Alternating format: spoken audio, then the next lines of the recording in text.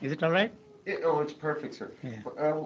Sir, let me be boring and ask you for your name again. My name is U.G. Krishnamurthy, but everybody knows me as U.G. Okay. And Krishnamurthy is what you call the given name. It's a very common name. Every third person in that part of India, South India, has this name, you see. and So, oh, okay. Um, there was this. I read this one magazine article on you, sir, where yes, they compared you to the Don Rickles. let us go chronicle. Yeah. And It's yeah, they have to use that phrase. You are just recording, not yet. yeah, we're recording. Yeah, oh, I see. I don't know why they call me a guru, and nobody has so far succeeded. All practically every newspaper interviewed me but And they are unable to fit me into any framework, or they have not so far succeeded to put any label on me, and so they have to settle for calling me anti-guru or anti-God. When I make a statement like God is irrelevant, and they still call me a God man. It's just an insult to both me and God. You see. That does not mean that I'm an atheist or an agnostic. Unfortunately, they tag me along with all the God men whenever they have a series of articles in newspapers. okay, um, in that article in the San Francisco newspaper, there was a statement that, that you made where there's no individuality, there's no enlightenment, and it goes on. And I was wondering if I could ask you, what do you mean by there's no individuality, no enlightenment? Yeah, you see, the question which we have to ask is, are there any thoughts? I question even thoughts, let alone thinking on the part of the human beings. And you don't have any thoughts which you can call your own, and I don't have any thoughts which I can call my own. Since I don't have any thoughts of my own, I don't have any feelings of my own either, because feelings are not different from thoughts. And all our experiences are created by the use of the knowledge we use to experience things, and that knowledge is put in there by culture or society or whatever you want to call it. So everything I experience is the result of what I know. What I do not, I have no way of experiencing anything. So what I am asserting is that there is no such thing as new at all. So if there is any such thing as new, the moment you call it new and capture within the framework of the old, you have no way of leaving the new alone.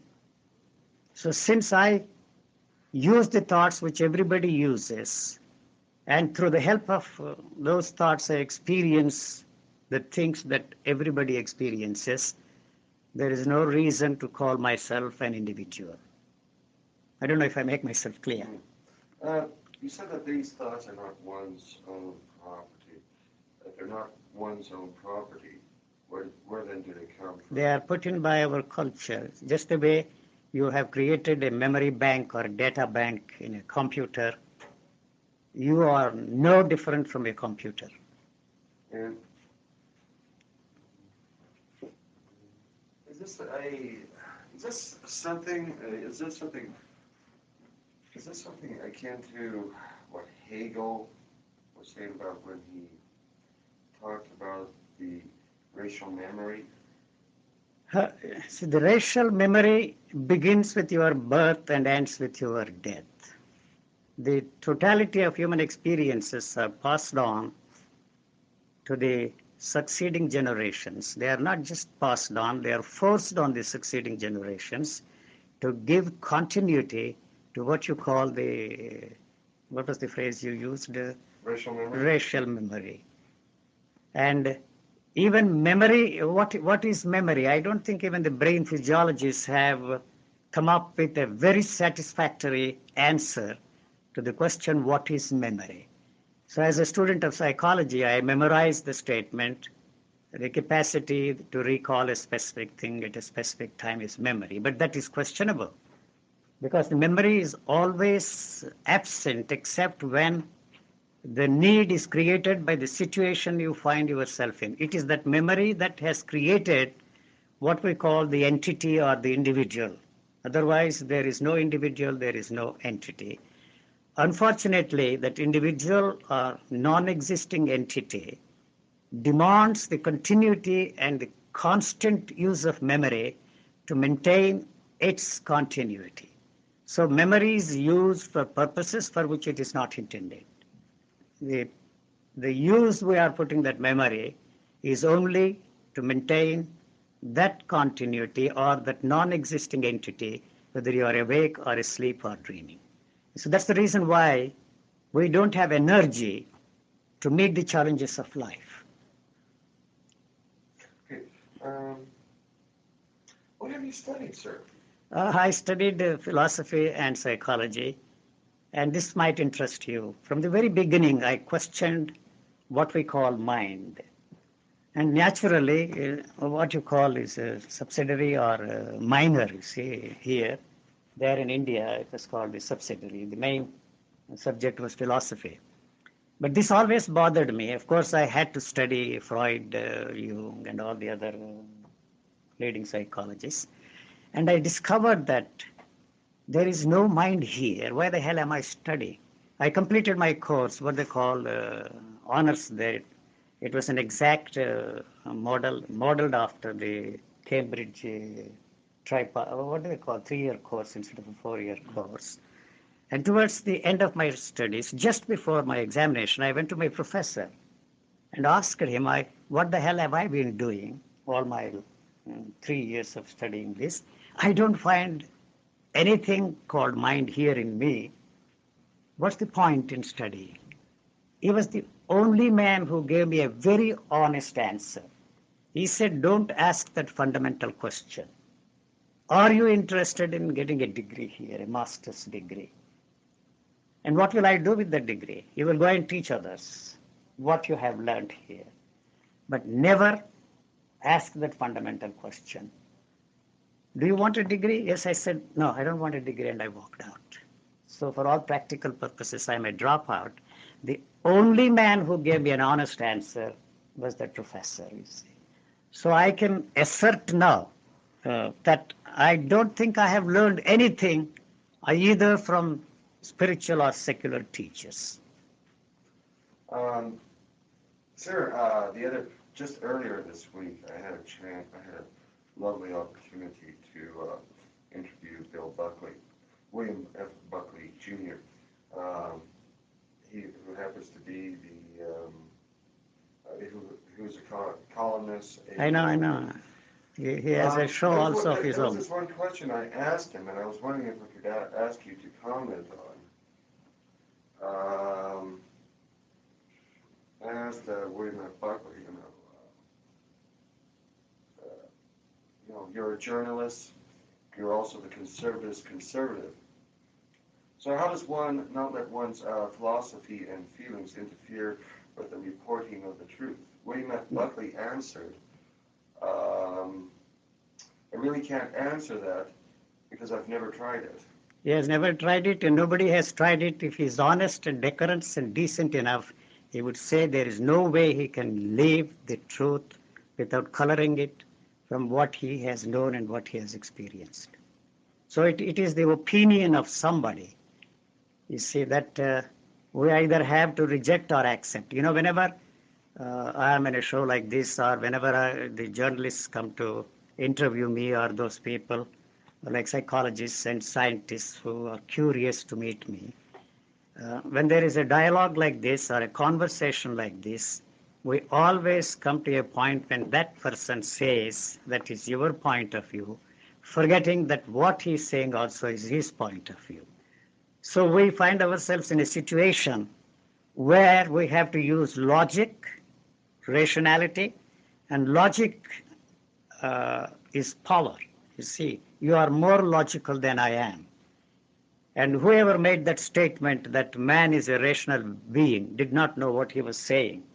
We cannot take pride and call ourselves rationalists because everything we are doing cannot easily be fitted into the framework of what you call a rational human being. All our actions are irrational. So when you read all these syndicated journalists dishing out their opinions and what they call the analysis or the whether it is on the television or radio, there is no guarantee that the things will happen that way. We have invested our faith that they know what they are talking about. But you can't be sure. You can never be sure. So we do not know the source of theirs. There is no such thing as originality as far as I'm concerned, because we are not honest enough, or perhaps we do not know the source. One of these days, the computers will tell us the source of our knowledge, our information. We may feel proud that it is our originality. There is no such thing as originality at all. There is no such thing as, I'm making very dogmatic assertive statements. Probably you will dub it as very arrogant.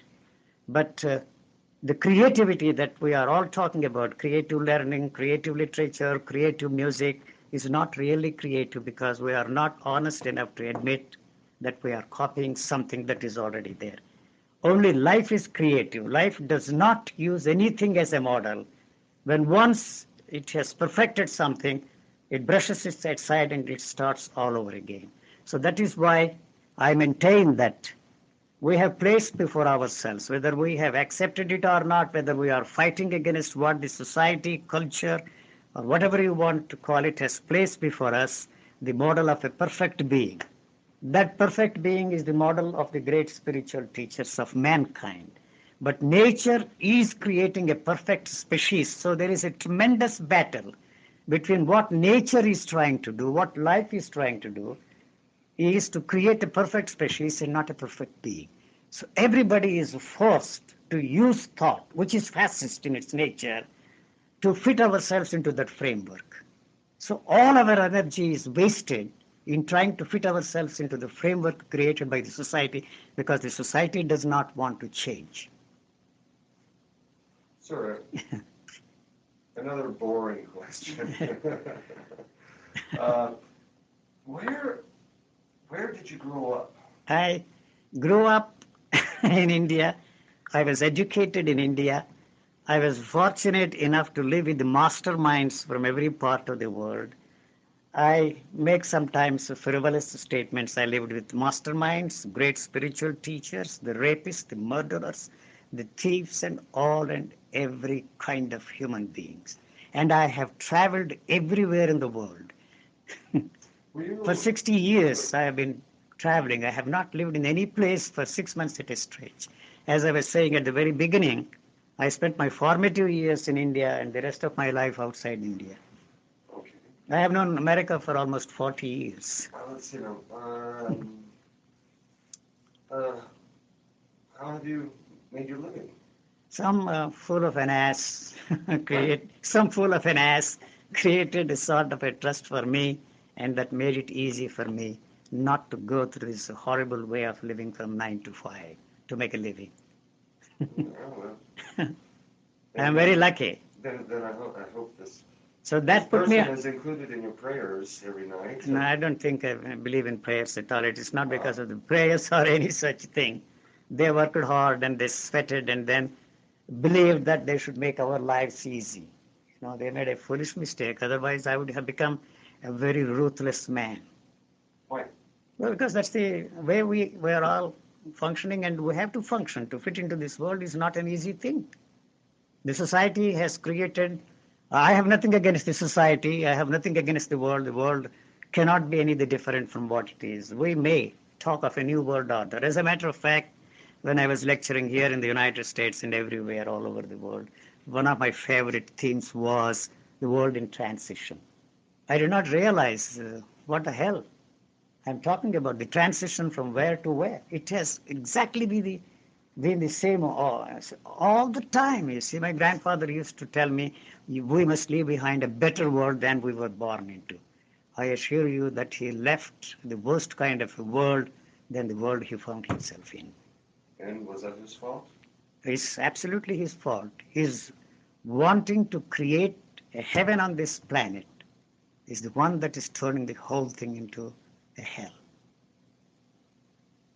This is a beautiful piece of creation. Whoever is responsible for that, we don't have to bother whether God created or accident or some dust and hydrogen atoms and pebbles somewhere there created the universe. We leave it to the scientists to sort out that, or the religious people to speculate about who created the universe. But this is a paradise. Everything that you can possibly imagine is already there. If we denied these things for everybody, it is really unfortunate. Everybody has a right to what we have on this planet. We grab everything for ourselves, and we have invented a thing called sharing. Sharing is caring. Who the hell are we to share what we have grabbed that everything belongs to everybody? So you may very well ask me the question, what am I doing to change the thing? Individually, there isn't a damn thing that you can do. Collectively means war. My way of solving the problems and your way of solving the problems. And this I have to back it up with the most powerful weapons. And you also have the most powerful weapons to back up the how to solve this problem. And we both end up, you see, in the battlefield to solve the problem of starvation. We have not succeeded. I very often make this jocular statement. Those who want to discuss the problem of starvation in this world are those who eat a 13-course meal in a 5-star hotel, and it is absurd, I tell them. What a joke it is. Huh? Are you really interested in the world? You are not really interested in this world at all. How can you be interested in this world? It is for the hungry man to solve this problem.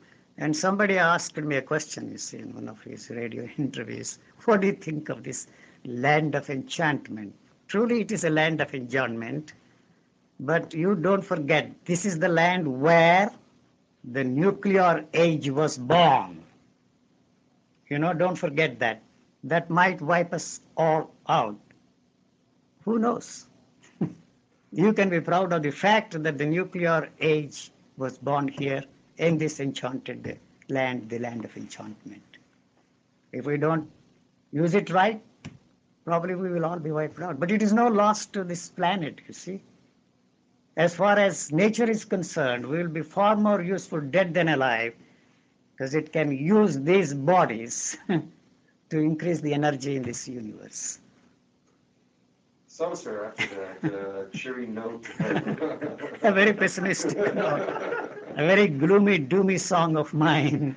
This is what everybody says. You are negative, you are pessimistic, you are cynical, and they are easy with their phrases, you see. No, sir, I think I'm going to be playing that last piece early in the morning, every morning when I wake up, just to get me motivated to face the new day. So, in conclusion, sir, I was wondering if there's One cheery note that I want to leave behind to the listeners. No. No. What? No, not some cheery note, but Not a pessimist. Let's try something different. Let's try something useful for the listeners.